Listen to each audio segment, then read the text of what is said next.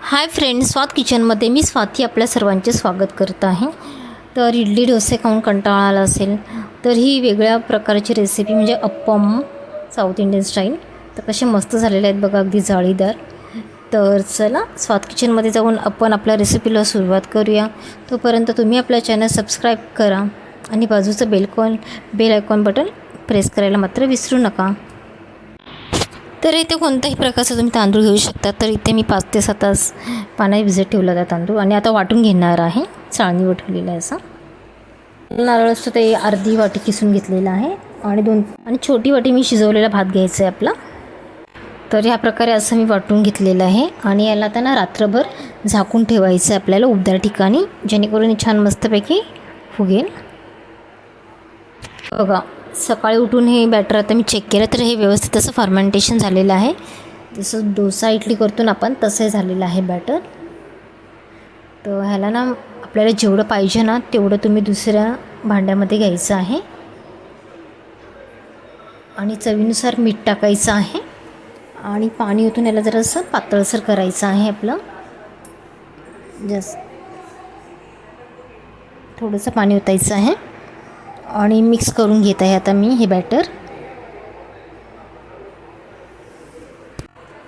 कढई अशी छान मस्तपैकी तापून द्यायची. त्याच्यामध्ये मी तेल आता सर्व बाजूनी पसरून घेत आहे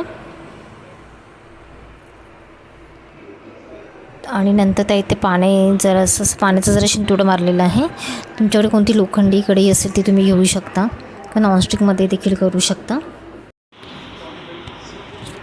तर या इथे बघा, हे असं मिश्रण करायचं आहे आपल्याला आणि व्यवस्थित असं एक पळीवरून मी टाकलेलं आहे आणि असं गोल म्हणजे असं फिरवायचं आहे. कढई उचलायची आहे आणि असं असं फिरवत राहायचं आहे.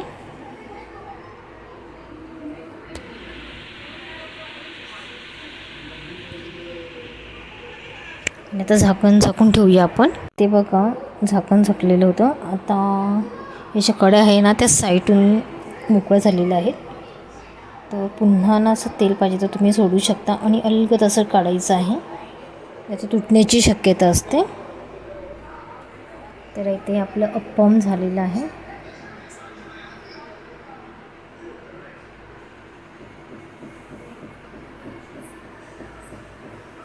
तर इथे बघा, हे मध्ये असं जाडसर असतं आणि साईडून असं पातळ.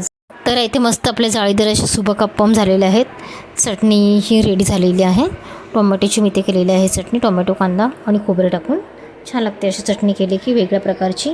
तर तुम्हाला आजची रेसिपी कशी वाटली ते मला कमेंट बॉक्समध्ये सांगा आणि आपल्या चॅनल सबस्क्राईब करायला मात्र विसरू नका.